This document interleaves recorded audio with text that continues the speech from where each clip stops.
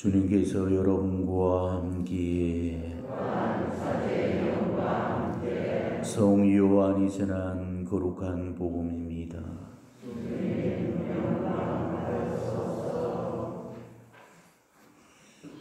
그때 예수님께서 제자들에게 말씀하셨다. 아버지께서 나를 사랑하신 것처럼 나도 너희를 사랑하였다. 너희는 내 사랑 안에 머물러라. 내가 내 아버지의 계명을 지키어 그분의 사랑 안에 머무르는 것처럼 너희도 내 계명을 지키면 내 사랑 안에 머무를 것이다. 내가 너희에게 이 말을 한 이유는 네 기쁨이 너희 안에 있고 또 너희의 기쁨이 충만하게 하려는 것이다. 이것이 나의 계명이다. 내가 너희를 사랑한 것처럼 너희도 서로 사랑하여라. 친구들을 위하여 목숨을 내놓는 것보다 더 큰 사랑은 없다. 내가 너희에게 명령하는 것을 실천하면 너희는 나의 친구가 된다. 나는 너희를 더 이상 종이라고 부르지 않는다. 종은 주인이 하는 일을 모르기 때문이다. 나는 너희를 친구라고 불렀다. 내가 네 아버지께서 들은 것을 너희에게 모두 알려주었기 때문이다. 너희가 나를 뽑은 것이 아니라 내가 너희를 뽑아 세웠다. 너희가 가서 열매를 맺어 너희의 그 열매가 언제나 남아있게 하려는 것이다. 그리하여 너희가 내 이름으로 아버지께 청하는 것을 그분께서 너희에게 주시게 하려는 것이다. 내가 너희에게 명령하는 것은 이것이다. 서로 사랑하여라. 주님의 말씀입니다.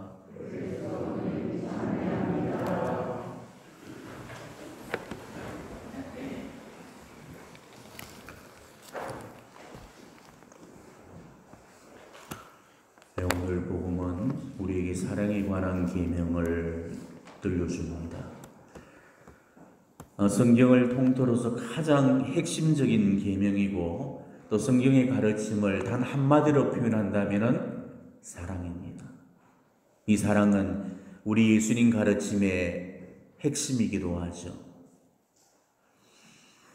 하나님께서는 모세를 통해서 우리가 살아야 될 계명을 돌판에 새겨서 10가지 계명으로 주셨죠. 우리는 이것을 십계명이라고 부르고 있습니다.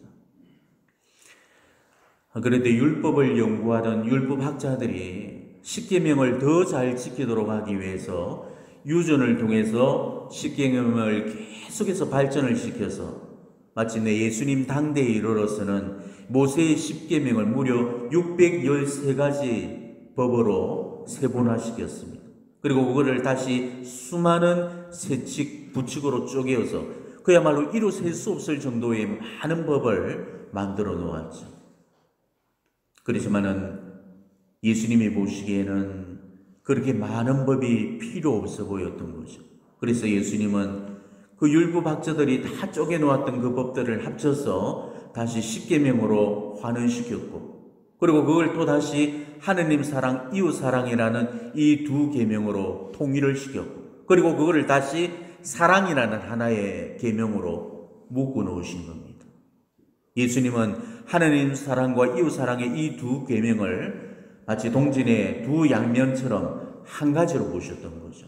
하느님 사랑 따로 있고 이웃 사랑 따로 있는 것이 아니고 하느님 사랑, 이웃 사랑을 바로 한 사랑 속에 포함시켰던 겁니다. 그렇기 때문에 이제 모든 하느님의 이 율법과 계명들은 사랑하라는 이 한 가지 계명으로 통일이 되었습니다. 때문에 사랑하면서 사는 것이 곧 율법의 완성이 되어버렸던 거죠. 그런데 오늘 예수님께서 주신 세 계명은 그냥 사랑하여라가 아니죠. 어떻게 사랑하여라? 서로 사랑하여라 라고 하셨습니다.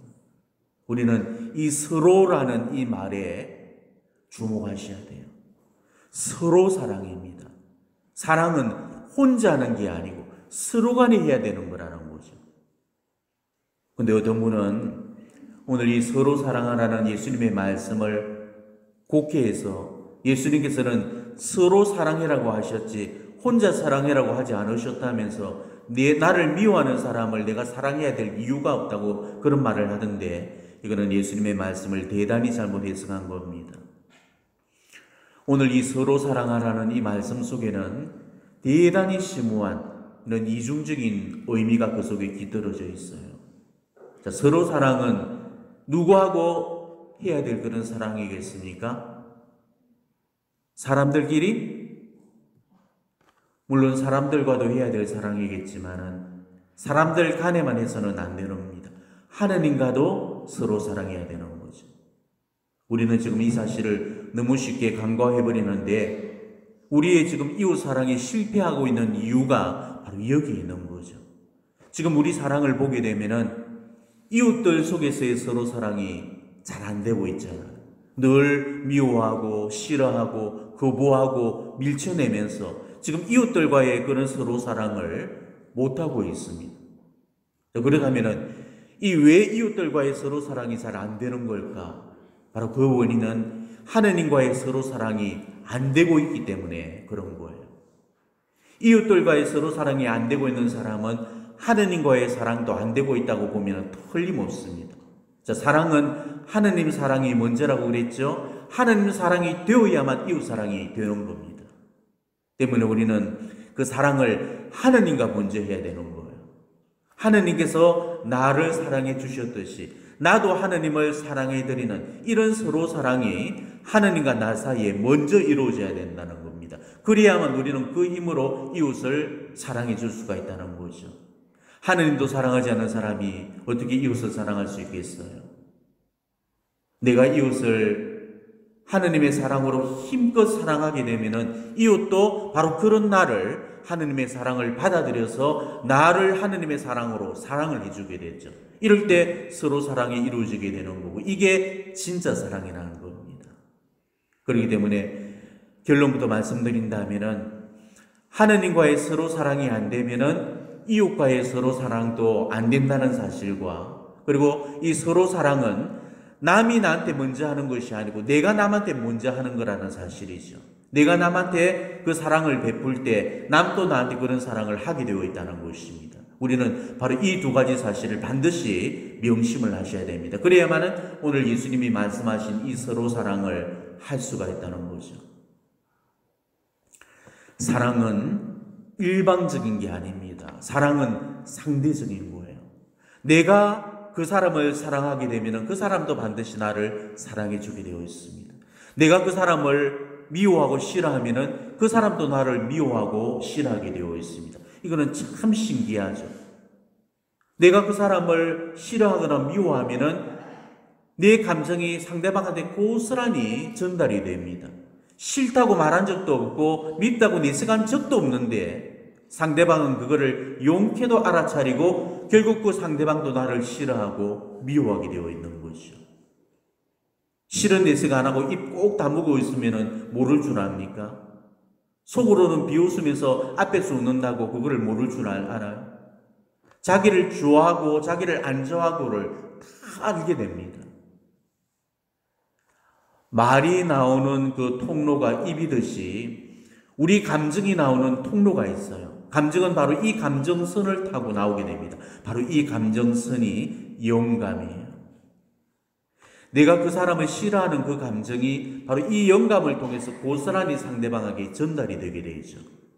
사람 사이에 흐르는 그 영적인 기로들을 바로 이 영감은 다 캐치를 해내게 됩니다. 상대방이 지금 나를 좋아하고 있구나, 상대방이 지금 나를 싫어하고 있구나를 그 영감은 정확하게 짚어내게 됩니다. 그렇기 때문에 내가 그 사람을 싫어하면은 그 사람도 반드시 나를 싫어하게 되어 있어요. 마찬가지로 내가 그 사람을 지금 좋아하면 그 사람도 나를 반드시 좋아하게 되어 있는 겁니다. 지금 누군가가 나를 미워하고 싫어하고 있다는 것은 내가 지금 그 사람을 싫어하고 미워했던 결과라는 거죠. 상대방은 이미 영감을 통해서 자기를 향한 내 감정을 다 읽어버렸기 때문에 육은 모를지언정 그 영은 믿고 싫고를 다 알아차리게 된다는 것입니다. 사랑은 절대로 일방적일 수 없어요. 사랑은 상대적이고 쌍방적인 것입니다. 내가 그 사람을 안 사랑하는데 그 사람이 나를 사랑할 수가 없고, 내가 그 사람을 사랑하는데 그 사람이 나를 안 사랑할 수가 없는 겁니다. 서로 사랑하라는 오늘 예수님의 말씀은 바로 그런 뜻이에요. 쌍방적인 그런 사랑을 해라는 뜻입니다. 나도 사랑하고 너도 사랑하라는 거, 이게 서로 사랑이라는 거죠. 나는 사랑하는데 너는 안 사랑하면은 그거는 서로 사랑이 아니죠. 너는 사랑하는데 내가 안 사랑해 주면은 그것도 서로 사랑이 아닌 겁니다. 예, 근데 아내도 남편을 사랑해야 되겠지만은 아내만 남편을 사랑해서는 안 된다는 거죠. 남편도 아내를 사랑해야 된다는 겁니다. 이게 서로 사랑이라는 거죠. 부모도 자식을 사랑해야 되겠지만은 부모만 자식을 사랑해서는 안 되는 거죠. 자식도 부모를 사랑해야 됩니다. 이게 서로 사랑이에요. 아네스만 루시아를 사랑해서는 안 되고 루시아도 아네스를 사랑해 줘야 되는 거. 이게 서로 사랑이라는 거예요. 그런데 우리에게 이런 서로 사랑이 되려면 먼저 하느님 사랑부터 되어야 되는 겁니다. 자, 사랑은 언제나 하느님 사랑에서 비롯되기 때문이죠. 왜 그렇죠? 사랑은 누구 겁니까? 사랑은 하느님의 것이잖아요. 하느님은 사랑이시고 사랑은 하느님한테서 나온다고 요한 사도께서 말씀하셨잖아요. 우리가 가지고 있는 능력으로는 우리는 이 세상 단 한 사람도 사랑할 힘이 없어요. 자신도 제대로 사랑해 주지 못하는데 남을 어떻게 사랑해 줄 수가 있겠습니까? 우리는 지금 그 정도의 차이는 있겠지만은 다들 하느님을 사랑하고 있을 겁니다. 많이 사랑하는 사람도 있고 적게 사랑하는 사람도 있을 겁니다. 하지만 하느님을 사랑한다는 사실은 분명한 겁니다. 사랑하기 때문에 오늘 이 자리에 오신 거잖아요. 자, 그렇다면은 지금 우리가 하느님을 사랑하는 이유가 뭐겠습니까? 하느님께서 나를 사랑하셨기 때문에 그래서 나도 하느님을 사랑하는 거죠. 하느님이 나를 사랑하지도 않는데 내가 미쳤다고 하느님을 사랑하겠어요? 우리가 지금 부모님을 사랑하는 이유도 그렇죠. 부모님이 먼저 우리를 사랑해 주셨기 때문에 그래서 우리도 부모님을 사랑하는 거잖아요. 우리가 하느님을 사랑하는 이유도 바로 그거잖아요. 하느님이 먼저 나를 사랑해 주셨기 때문에 그래서 우리는 지금 하느님을 사랑하고 있습니다. 그리고 우리가 하느님께 사랑받고 있다는 것을 알게 되면은 우리도 그런 하느님을 사랑하게 되어 있고 하느님께 받은 그 사랑이 하도 크고 놀라워서 그 사랑을 자기 안에만 가둬놓을 수가 없고 어떻게 하든지 그 사랑을 누군가와 나누고 싶어 하잖아요. 이게 하느님 사랑이 지니고 있는 힘입니다. 인간의 사랑은 이런 힘을 지니고 있지 못해요. 하느님의 사랑만이 이것을 가능하게 해줍니다. 하느님이 나를 먼저 사랑하셨기 때문에 그런 사랑을 받은 내가 하느님을 사랑해드리면서 나도 이웃들을 향해서 그 사랑을 열게 되는 거죠. 그래서 이웃을 사랑으로 끌어안게 되고 하느님의 사랑으로 이웃을 사랑해주게 되는 겁니다. 우리가 인간적인 사랑으로만 이웃을 사랑할 때는 좋아하는 사람만 사랑하고 싫어하는 사람은 미워하고 또 미워하는 사람들은 계속 미워하게 되는 거죠. 하지만 우리가 하느님의 사랑으로 이웃을 사랑할 때는 좋아하는 사람만 사랑하지 않고 싫어하는 사람도 사랑해주게 되고 미워하는 사람도 사랑해주게 됩니다. 도저히 불가능하게 여겨지는 원수마저도 사랑할 수 있는 그 힘이 바로 여기에서부터 흘러나오게 되는 거죠. 하느님의 사랑은 이 모든 것을 가능하게 해주는 겁니다. 우리한테는 사랑할 힘이 없어요. 우리한테 무슨 힘이 있다고 싫어하고 미워하는 사람을 사랑할 수가 있겠고 원수마저도 사랑할 수가 있겠습니까? 좋아하는 사람만 겨우 사랑할 뿐이지 싫어하는 사람, 미워하는 사람한테는 사랑을 줄 힘이 모자랍니다. 그렇지만은 하느님의 사랑은 이 모든 것을 가능케 해줍니다. 우리가 하느님의 사랑만 있으면 우리는 미워하는 사람도 사랑해 줄 수가 있고 싫어하는 사람도 사랑해 줄 수가 있는 거예요. 그러니 우리가 이웃을 사랑하는 그 힘을 가지려면 우리는 먼저 하느님의 사랑으로 옷을 입어야 됩니다. 우리가 하느님의 사랑을 옷 입지 않는다면 우리는 단 한 사람도 사랑하지 못하게 되는 거예요. 하느님 사랑하러 사랑하는 게 아니라면 그 사랑은 오래 가지 못하고 얼마 가지 않아서 파토가 나게 되어 있습니다. 처음 좋아했다가 나중에 원수가 되는 경우들이 얼마나 많습니까? 바로 이런 게 하느님 사랑으로 사랑한 게 아니기 때문에 그런 거죠. 절대 하느님 사랑이 아닌 사랑은 완전하지도 못하고 영원하지도 않습니다. 왜 그렇게 그래서 그랬던 부부들이 10년만 살고 나면 정남이가 떨어지고 30년만 살면 되면 외수가 되겠습니까? 하느님 사랑으로 사랑하지 않았기 때문에 그런 거죠. 나부터가 먼저 하느님의 사랑으로 가득 차고 넘쳐서 정말 배우자를 사랑하지 않고서는 못 베길 정도로 그렇게 하느님 사랑으로 충만해 있어야만이 그 사랑으로 배우자를 진짜로 사랑할 수가 있는데 자기가 가진 그런 인간적인 사랑만으로 사랑을 하려고 하니까 금세 그 사랑이 고갈이 나버리는 겁니다. 우리는 자기가 지니고 있는 사랑으로는 그 누구한테도 참된 사랑을 할 수가 없습니다. 이게 인간 사랑이 지니고 있는 비참함이에요.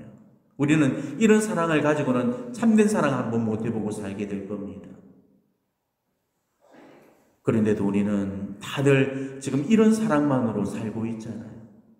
그러니 우리 사랑이 늘 파토가 나면서 정말 사랑다운 사랑을 못 해보고 사는 겁니다. 변덕이 죽불덕을 하다가 금방 사랑했다가 금방 미워했다가 또 금방 싫어했다가 금방 좋아했다가 이거를 끊임없이 반복하면서 우리는 항구한 사랑을 못하고 있는 거죠. 아내스가 좋으면 끝까지 좋아야지 처음에는 죽고 못 살다가 왜 지금은 못 잡아먹어서 난리를 치겠습니까? 그거는 아내스를 사랑하되 하느님 사랑으로 사랑하지 않은 까닭입니다. 인간적인 사랑만으로 사랑하다 보니까 나한테 그 사랑의 힘이 고갈되는 순간에 사랑할 힘을 잃어버리게 되고 나중에는 그 사랑이 바닥이 나버려서 더 이상 사랑을 못하고 마는 거죠. 지금 누구나가 다 이런 사랑을 하고 있다는 겁니다. 그러다 보니 사랑하면서도 끊임없이 우리는 상처를 주고받으면서 살 수밖에 없는 거죠. 사랑은 상대방이 먼저 하는 게 아니고 내가 먼저 하는 겁니다. 우리는 사랑을 받아야만 돌려주는 거라고 생각을 하죠. 그렇기 때문에 우리가 진정한 사랑을 못하고 있는 겁니다. 사랑은 받는 게 먼저가 아니고 주는 게 먼저예요. 사랑은 줌으로써 받는다고 그래서 아시시 프란치스코 성인도 말씀하셨죠. 프란치스코 성인의 그 평화의 기도에 보면은 이런 기도들이 나오잖아요. 사랑을 받기보다는 사랑하게 하여 주소서. 우리는 줌으로써 받고 용서함으로 용서받으며 이런 구절이 나오죠. 사랑은 주는 게 먼저라는 것을 이 사랑의 사도이신 프란치스코 성인께서 우리에게 밝혀주신 겁니다. 때문에 우리는 늘 주는 사랑을 실천해야 돼요. 무조건 먼저 그 사랑을 베풀고 사랑을 나눠줘야 됩니다. 우리가 먼저 사랑을 받는 곳은 딱 한 곳뿐이에요. 우리는 하느님한테서 그 사랑을 받아서 그 사랑을 이웃과 나누는 겁니다. 그렇기 때문에 하느님 사랑을 받은 내가 먼저 사랑을 줘야지 상대방한테 그 사랑을 요구해서는 안 된다는 거죠. 내가 먼저 사랑하지 않고서는 결국 서로 사랑은 이루어질 수가 없는 겁니다. 나는 사랑해 주지 않으면서 상대가 나를 먼저 사랑해 주기를 바란다면 그 사람은 평생 동안 사랑다운 사랑을 못 해볼 겁니다. 왜냐하면 그런 사랑은 이기적인 사랑이기 때문이죠. 우리 예수님께서 말씀하신 사랑은 이타적인 사랑입니다. 계산적이지 않아야 되고 이해타산적이지 않아야 됩니다. 우리 예수님도 바로 이런 사랑을 하셨잖아요. 그래서 오른뺨을 맞고 왼뺨을 돌려내 주셨고 겉옷을 달라는데 속옷까지 벗어주셨고 오리를 가자는데 심리까지 가주셨던 겁니다. 우리도 서로 사랑을 하려면 이런 예수님 같은 사랑을 해야 되는 거죠. 사랑을 절대 계산해서는 안 됩니다. 네가 나한테 2개를 줬으니까 나도 네한테 2개만 준다면서 그렇게 계산적으로 사랑을 하게 되면은 그런 사랑에는 결코 서로 사랑이 성립되어질 수가 없는 겁니다. 계산적인 사랑, 정략적인 사랑, 이해타산적인 그런 사랑에는 절대 서로 사랑이 이루어질 수가 없는 거죠. 사랑은 무조건 내가 먼저 해야 되는 겁니다. 내가 먼저 사랑해 줘야만 상대방도 나한테 사랑을 주게 되는 거죠. 그래서 예수님께서도 주어라 받을 것이다 라고 하셨던 겁니다. 내가 먼저 주었을 때 받게 되는 이치, 이게 사랑이 지니고 있는 공식이에요. 그런데 사랑해야 되는 줄은 너무 잘 알면서도 정말 말처럼 쉽지 않은 게 또 사랑하는 일이잖아요. 사랑해야 되는 줄을 누가 모르겠습니까? 그런데 그게 그렇게 힘들고 어렵고 안 되죠. 언젠가 어느 자매를 면담하는 자리에서 그 자매가 저한테 했던 말이 지금도 기억이 납니다.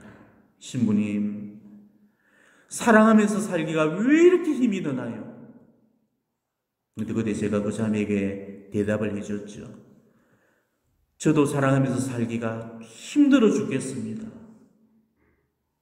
정말 이 말을 이해하고 있을 사람이 우리 중에 몇이나 있겠습니까? 하지만 진짜로 사랑해보면 압니다. 진짜 하느님의 사랑을 해보면 알죠. 사랑하면서 산다는 것이 얼마나 힘든 일인지. 이게 어쩌면은 우리 하느님의 사랑이 지니고 있는 애환일지도 모릅니다. 하느님의 사랑은 너무나도 아름답지만은 그는 너무나도 아픈 사랑이기 때문이죠. 사랑이 힘든 줄 모르는 사람은 지금 사랑하면서 살고 있지 않기 때문에 힘이 안 드는 겁니다. 자기가 지니고 있는 그런 인간적인 사랑으로만 살아가기 때문에 사랑이 힘이 안 드는 거예요.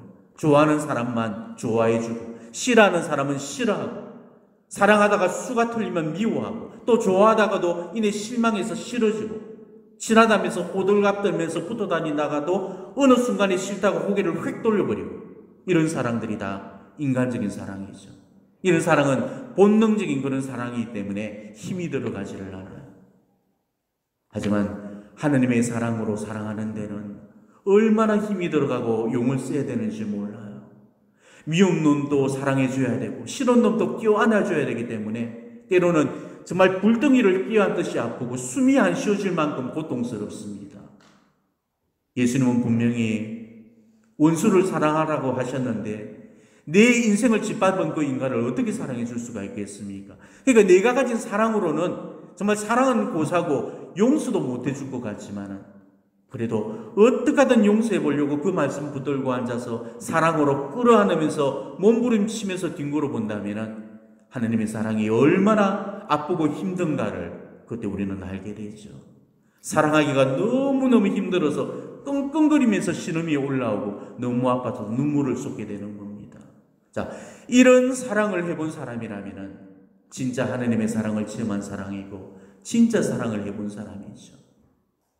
내가 먼저 바로 이런 사랑으로 싫어하는 사람도 받아주고 미워하는 사람도 사랑해주고 원수도 용서를 해준다면은 어떻게 이런 사랑을 받고도 그 사람이 안 변할 수 있고 안 바뀔 수가 있겠습니까? 정말로 사악한 인간이 아니라면 이런 사랑을 받게 되면 누구라도 다 바뀌어지고 변하게 되어 있다는 것이죠. 바로 이럴 때 내가 줬던 그 사랑이 다시금 내게로 돌아와서 서로 사랑을 이루게 된다는 겁니다. 이런 사랑이 진짜 사랑이고 이 세상에서 가장 아름다운 그런 사랑이라는 것이죠. 하물며 원수마저도 이런 사랑으로 사랑하게 만들 수가 있다면 이 세상 누군들 사랑하지 못하겠습니까? 지금 우리가 싫어하거나 미워하는 사람을 사랑하지 못하는 이유는 사랑이 안 돼서 못하는 게 아니고 사랑할 마음이 없어서 못하는 거죠. 절대로 사랑하지 않으리라는 마음, 죽어도 내가 용서하지 않겠다는 마음, 끝까지 믿고 싫게만 보면서 자신의 선의관을 부수지 않는 마음, 이런 마음을 갖고는 우리는 서로 사랑을 이룰 수가 없어요. 미운 놈 보기 싫다고 다른 성당 나가버리고 싫은 인간하고 앉기 싫어가지고 미세 시간을 피하는 그런 사람이 어떻게 서로 사랑을 이룰 수가 있겠습니까? 자기 스스로가 그 사랑의 가능성을 차단하고 문빗장을 걸어버린다면 그 사람은 절대로 참사랑을 못 해보고 살 겁니다. 사랑은 아픈 겁니다. 안 아픈 거는 절대 하느님의 사랑이 아닙니다. 하느님도 우리를 사랑하심에 있어서 얼마나 아프시고 고통을 받고 계십니까? 예수님의 그 성심에 칼이 꽂혀 있고 마리아의 성심이 가시로 둘러싸여져 있다는 것은 이거는 뭘 의미하겠습니까? 사랑은 아픈 거란 것을 의미하는 겁니다. 하느님의 사랑으로 사랑하게 되면 이렇게 아프다는 것을 의미하는 거죠. 지금 내가 안 아프고 싶으면 우리는 인간적인 사랑만으로 사랑하면 됩니다. 그렇지만 내가 비록 아프더라도 예수님처럼 성모님처럼 사랑하면서 그렇게 살고 싶다면 우리는 하느님의 사랑을 선택하셔야 됩니다. 하나님의 사랑으로 산다는 것은 참으로 힘들고 어렵고 고통스러운 일입니다. 그렇기 때문에 하나님의 사랑으로 살려고 잘 안 하는 거죠. 대충 내가 좋아하는 사람만 사랑하고 내가 싫어하는 사람들은 피하면서 인간적인 사랑으로만 살게 되는 겁니다. 하지만 이런 사랑이 정말로 행복할 수가 있겠습니까? 좋아하는 사람들끼리만 어울려 다니고 싫고 미운 인간과는 담을 쌓고 산다면 바로 그런 사랑에서 과연 행복감을 느낄 수가 있겠어요? 우리가 정말 모든 사람을 사랑하면서 살 수 있다면 얼마나 좋겠습니까? 미워하는 사람도 없고 싫어하는 사람도 없고 누구든 다 사랑으로 끌어안아 준다면 바로 그곳이 천국이 아니겠어요? 그런데도 그게 참 안 됩니다. 이론적으로는 너무너무 쉬워 보여도 정말 실천하기가 어려운 게 하나님의 사랑입니다. 여러분은 싫어하는 사람을 사랑해 보려고 단 한 번이라도 애를 써본 적이 있으십니까? 미운 사람을 용서해 주려고 끙끙거리면서 한번 씨름을 해본 적이 있으십니까? 이런 노력을 해본 사람들이라면 하느님의 사랑으로 사랑하기가 얼마나 힘든가를 깨달을 수 있을 거예요. 저도 정말 이런 사랑을 해보고 싶어서 그동안 무던히도 노력을 해왔습니다. 왜 저라고 미운 사람, 싫은 사람이 없겠습니까?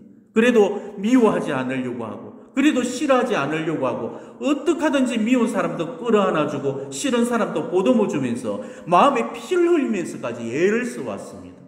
그렇지만 영적인 길은 왜 그렇게 진도가 나가지 않는지 모르겠습니다. 그렇게 의식을 하고 애써 그렇게 힘써 노력을 하는데도 이 사랑의 길은 너무나도 멀고 험합니다. 이렇게 힘든 길이 하느님 사랑의 길인데 지금 여러분은 애덕을 완성시키기 위해서 정말 어떤 노력을 하고 있는지를 성찰해 보십시오.